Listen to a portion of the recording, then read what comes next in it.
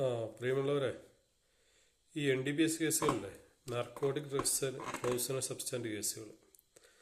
അപ്പോൾ ഈ കേസിൽ നമ്മൾ പത്രങ്ങൾ, ചാനലുകൾ, സോഷ്യൽ മീഡിയ അതിൽ പറയുന്നത് ഇതിൽ എന്താ പറയുക, അത് ഇന്നല്ലേ നാളെ ജാമ്യം കിട്ടി പോകുന്നു. അതൊക്കെ വെറുതെ പറയുക.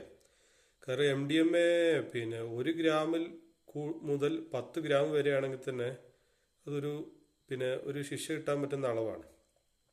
10 ഗ്രാമിൻ്റെ മുകളിലോട്ടാണെങ്കിൽ അത് വലിയ ശിക്ഷ കിട്ടുന്നതാണ്. അതേപോലെ തന്നെയാണ് മെത്താഫെറ്റമിൻ.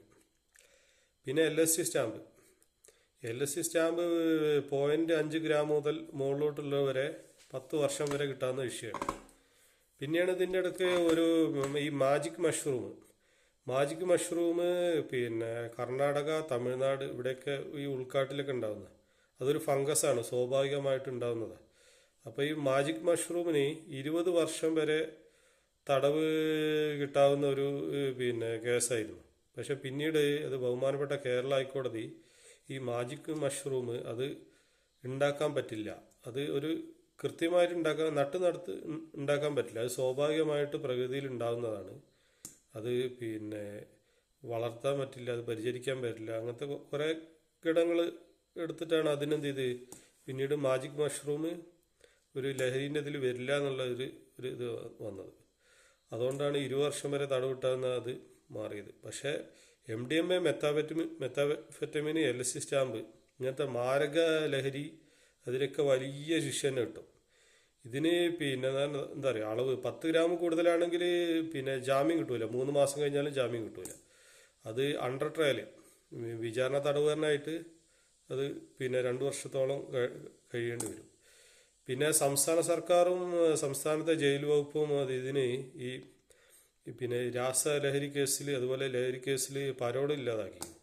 അതുപോലെ അവർ ജയിലിലോ എന്ത് തൊഴിലെടുത്തു കഴിഞ്ഞാലും അവർക്ക് യാതൊരുവിധ മാർക്കോ ആനുകൂല്യം കിട്ടൂല. പിന്നെ ജയിലിൽ ബോർഡിലെടുത്ത് വിടും, ബോർഡിൽ കുറേ വർഷം കിടക്കുന്നവരെ ബോർഡിലെടുത്ത് വിടും. അങ്ങനെയുള്ള ആനുകൂല്യവും ഈ ലഹരി മരുന്ന് കേസുകളായിട്ട് പെട്ട ആളുകൾക്ക് കിട്ടൂല. ഒരു ആനുകൂല്യം സംസ്ഥാന സർക്കാർ കിട്ടൂല. ഇത് രാഷ്ട്രീയത്തിൻ്റെ പേരിൽ മറ്റു പാർട്ടികൾ ഇവരെ ഭരിക്കുന്നവരെ കുറ്റം പറയും, അങ്ങനെയൊക്കെയാണ്. ഒരു ഇളവും കിട്ടൂല.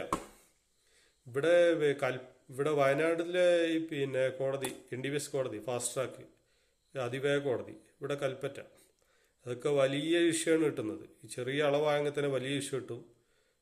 ജാമ്യമൊന്നും പെട്ടെന്ന് കൊടുക്കുന്നില്ല, ഭയങ്കര സ്ട്രോങ്ങാണ്. പിന്നെ അതുപോലെ കുറച്ച് ഇളവ് ഇവിടെ വടകര NDPS കോടതി, അവിടെയാണ് വയനാടിനെ അപേക്ഷിച്ച് ശിക്ഷ കുറവാണ്. പിന്നെ മഞ്ചേരി NDPS കോടതി, അവിടെയും നല്ല കനത്ത ശിക്ഷ തന്നെ കിട്ടും. അപ്പോൾ നിലവിൽ പിന്നെ അതുപോലെ തന്നെ ഇത് ചില ആളുകൾ ഇതിൽ കേസിന് നടക്കേണ്ടി പോകുന്നതെന്ന് വെച്ചാൽ ഈ ലഹരി ആയിട്ട് ബന്ധപ്പെട്ട ആളുകളുണ്ട്. ഇവർ ആഡംബര കാറുകൾ ഇതിലേക്കാണ്. അപ്പോൾ അവരെ കൂടെ സഞ്ചരിച്ച് കഴിഞ്ഞാൽ, അവരെ കയ്യിൽ നിന്ന് ലഹരി പിടിച്ചു കഴിഞ്ഞാൽ നിങ്ങളും ചിലപ്പോൾ കേസിൽ പ്രതിയാവാം, നിങ്ങളും കോടതി ഇറങ്ങേണ്ടി വരും, ചിലപ്പോൾ ശിക്ഷയും കിട്ടും.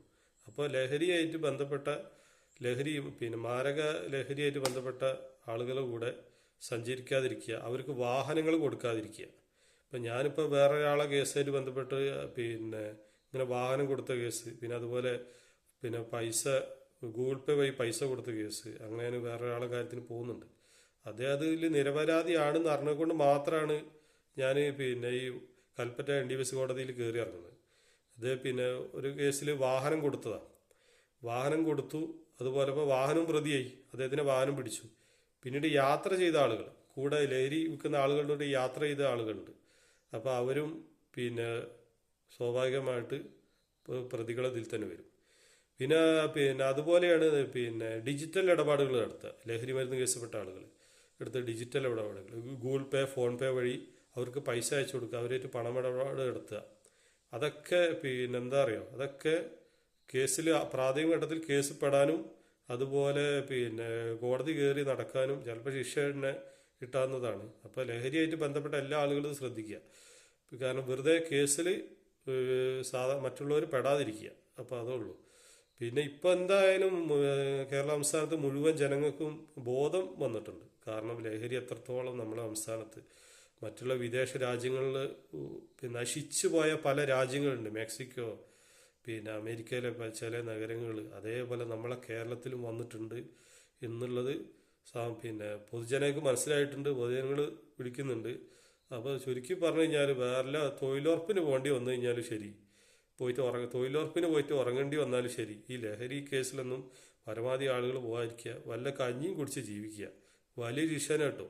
സംസ്ഥാനത്ത് ഇതേവരെ സെൻട്രൽ ജയിലുകളുണ്ട്. പിന്നെ കണ്ണൂർ, വിയ്യൂർ, പൂജപ്പുര, തവന്നൂർ, ഇവിടെയൊക്കെ പിന്നെ ഇവരെ കൂടുതൽ പിന്നെ പോക്സോ കേസിൻ്റെ ആളുകളായിരുന്നു കൂടുതൽ. ഇപ്പോൾ ഫുള്ള് ലഹരി കേസാണ്. ലഹരി കേസിൻ്റെ ആളുകൾ ഫുള്ള് നിറഞ്ഞ് ജഗ പുകയാണ്.